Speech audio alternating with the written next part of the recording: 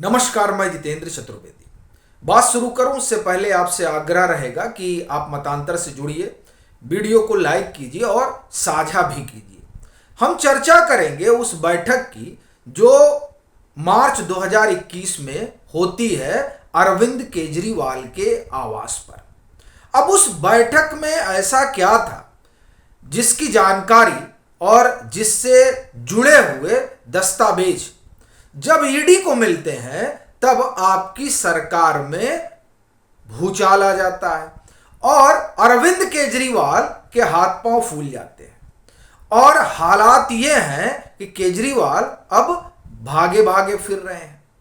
ED का सम्मन आता है लेकिन वो ईडी के सामने हाजिर होने से कतराते हैं।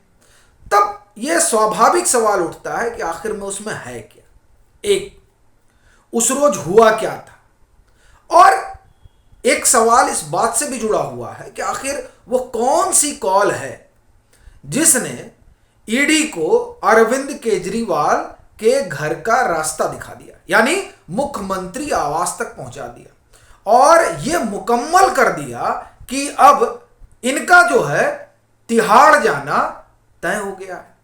ये जो तमाम सवाल हैं उस पर हम आएंगे, लेकिन उससे पहले दो तीन चीजें और देख लेते हैं कि ईडी का सम्मन हुआ, ये गए नहीं।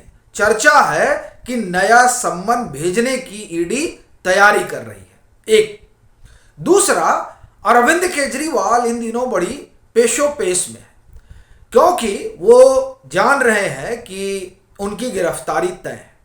तो ऐसी परिस्थिति में संगठन और सरकार कौन संभालेगा। कहा जा रहा है कि जिस तरीके से वहां उत्तराधिकार की लड़ाई है, उस लड़ाई ने अरविंद केजरीवाल को और डरा दिया है। वो इस वजह से क्योंकि उनको लग रहा था कि उन्होंने जो मॉडल सोच रखा है, यानी अपनी पत्नी को बनाने का, शायद उसमें कई जो दिग्गज सहयोगी हैं उनके, वो इस बात को लेकर तैयार नजर नहीं आ रहे हैं और वो कह रहे हैं कि आप किस तरह की नजीर पेश करेंगे, कैसा उदाहरण प्रस्तुत करेंगे। आपने तो कहा था हम राजनीति को बदल देंगे। हालांकि वो जो इस तरह की दलील दे रहे हैं अरविंद केजरीवाल को, दरअसल अब बड़ा सवाल यह है कि क्या नैतिकता बची हुई है। मगर जो भी हो, इस तरह की एक परिस्थिति आम आदमी पार्टी के भीतर है, ये बताई जा रही है और तमाम लोग खुद को दावेदार मान रहे हैं। अब इसमें अरविंद केजरीवाल क्या तय करेंगे और जो वो तय करेंगे क्या उस पर पार्टी बनी रहेगी, ये सवाल जो है ये तो जाहिर सी बात है कि भविष्य के गर्भ में है। लेकिन जो सवाल अभी हमने उठाया कि दरअसल मार्च 2021 को ऐसा हुआ क्या था, वो तो ईडी की चार्जशीट में है। तो उसी पर हम लोग सीधा आते हैं और फिर देखेंगे कि जब अरविंद केजरीवाल जेल जाएंगे तो उनकी पार्टी का क्या होगा और उनकी सरकार का क्या होगा। लेकिन जो सबसे बड़ा प्रश्न है वो यही कि ये मार्च 2021 में हुआ क्या था। दरअसल जो मनीष सिसोदिया जब उप मुख्यमंत्री हुआ करते थे और आबकारी विभाग भी उनके पास, यानी आबकारी मंत्री भी थे, तब सी अरविंद जो है उनके सचिव। सी अरविंद ने जो अपनी बात बताई है एजेंसियों को, उसमें वो क्या कहते हैं वो बहुत गौर से सुनने लायक है। और ये जो आप देखिए अधिकारी गवाही दे रहे हैं और आम आदमी पार्टी की सरकार कहती है और आम आदमी पार्टी कहती है कि फंसाने की कोशिश हो रही है। क्या कहा उन्होंने ये आप सुनिए। और ये दरअसल अरविंद केजरीवाल के लिए सबसे बड़ा संकट है कि वो अधिकारी ये कह रहे हैं कि मुख्यमंत्री अरविंद केजरीवाल के आवास पर मनीष सिसोदिया ने फोन करके बुलाया, वहां सत्येंद्र जैन भी मौजूद थे और उन्हें ड्राफ्ट दिया गया, पकड़ा दिया गया, लीजिए। और इसी तरह से आपको ये जो न्यू एक्साइज पॉलिसी है उसे तैयार करना, उसका ड्राफ्ट ऐसा ही होगा। अब लीजिए, अब देखिए वहां कौन है, अरविंद केजरीवाल भी हैं, मनीष सिसोदिया भी हैं, सत्येंद्र जैन भी हैं। और अरविंद केजरीवाल ने सीबीआई से क्या कहा कि जी मुझे तो कुछ मालूम नहीं। मतलब अब यही समस्या है कि आप भी वहां थे। सी अरविंद कह रहे हैं कि न्यू एक्साइज पॉलिसी का ड्राफ्ट मुख्यमंत्री आवास पर मुझे बुलाया गया, मुख्यमंत्री मौजूद थे, सत्येंद्र जैन भी मौजूद थे, तब हमको दिया गया और निर्देश हुआ कि ऐसा ही बनाना है। लेकिन अरविंद केजरीवाल को कुछ ध्यान नहीं है, लेकिन ईडी को तो सब पता है। तो ये बात एक बताई कि मार्च 2021, ये सी अरविंद का जो बयान है कि मध्य मार्च की बात है। वो ये कहते हैं कि ग्रुप ऑफ मिनिस्टर्स में 3 मंत्री थे, वो बता रहे हैं, और वो कह रहे हैं कि ग्रुप ऑफ मिनिस्टर्स में जब ये प्रॉफिट मार्जिन की लेकर बात होती थी कि इसको 5 से 12 कर दिया जा रहा है, 6 से 12 कर दिया जा रहा है, तो वो कह रहे हैं कि इसकी जो चर्चा थी ये कभी ग्रुप ऑफ मिनिस्टर्स में नहीं हुई कि इसको बढ़ाया जा रहा है, 5 से 12 कर दिया जाएगा। उनको इस बात की जानकारी कहां होती है? मुख्यमंत्री अरविंद केजरीवाल के आवास पर। यानी जो कैबिनेट की बैठक से अलग ये जो ग्रुप ऑफ मिनिस्टर्स की बैठक हुई, जिसमें सी अरविंद मौजूद, उनको मालूम ही नहीं, उनको पता ही नहीं कि साहब आप ऐसा कुछ करने जा रहे हैं।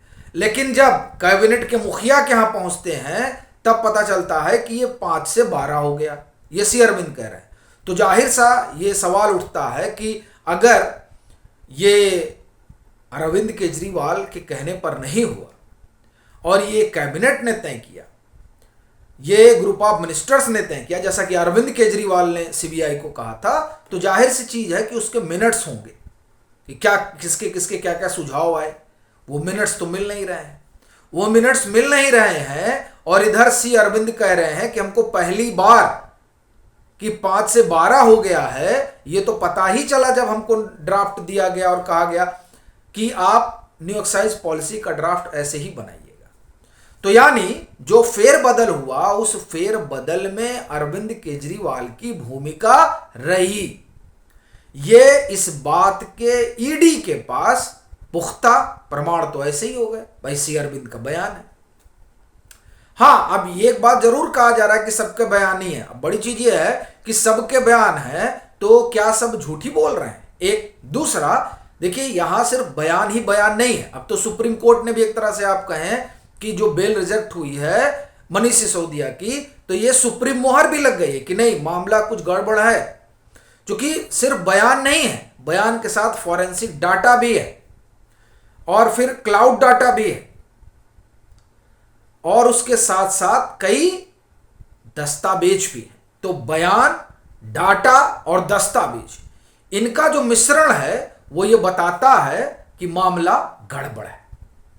तो इस वजह से जो है अरविंद केजरीवाल की समस्या बढ़ी हुई है। दूसरी चीज जो कॉल वाली बात है, अब कॉल आप देखिए कि विजय नायर तो अपना भाग ही रहे थे कि हाँ हम सब कर लेंगे, हम सब कर लेंगे। अब समीर महेंद्र ने कहा हो कौन, इतना भारी भारी जो बात कर रहे हो कौन भाई, कैसे आपकी बात मान ली जाएगी? जाहिर सी बात है कि अब कोई जाकर कहे, मुंह उठाकर कह दे कि नहीं साहब हम तो जो है उनके बड़े खास है, तो अब जो व्यापार कर रहा है वो कैसे भरोसा कर लेगा?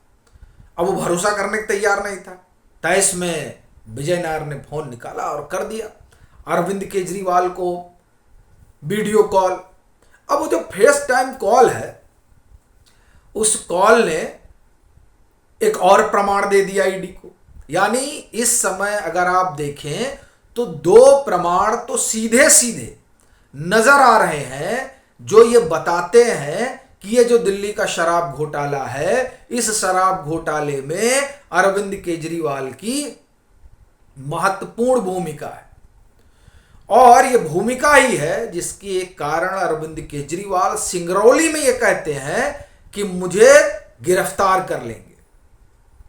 भाई इसलिए नहीं कह रहे हो कि गिरफ्तार कर लेंगे क्योंकि आप जो है संदेह के घेरे में नहीं हो, आप हो इसलिए आप जानते हो कि ये जो पूरा दिल्ली के शराब घोटाले का ताना बाना रचा गया, उस ताने बाने के सूत्रधार हो, और ऐसा ईडी कह रही है। और ईडी के कहने की ये सब वजहें हैं जिसने अरविंद केजरीवाल को आप एक तरह से कहें कि भगोड़ा बना दिया है, जैसा कि संदीप दीक्षित कह रहे हैं। मैं नहीं कह रहा हूं, संदीप दीक्षित ये कह रहे हैं कि केजरीवाल तो भगोड़े हो गए। और जाहिर सी बात है, सम्मन आया, सम्मन पर आप गए नहीं। तो अब जिस दूसरे सम्मन की तैयारी चल रही है और जिसकी चर्चा भी है, अब ये देखने वाली बात रहेगी कि उस पर अरविंद केजरीवाल का रुख क्या होता है। क्योंकि 3 बार के बाद तो कुछ बचेगा नहीं अरविंद केजरीवाल के पास। मतलब दूसरी बार भी नहीं गए, मान लीजिए तीसरी बार भी नहीं गए, तो फिर उनके पास कुछ विकल्प रहने वाला नहीं है। तो अब ये देखना बड़ा रोचक होगा कि अरविंद केजरीवाल का अगला कदम क्या होगा।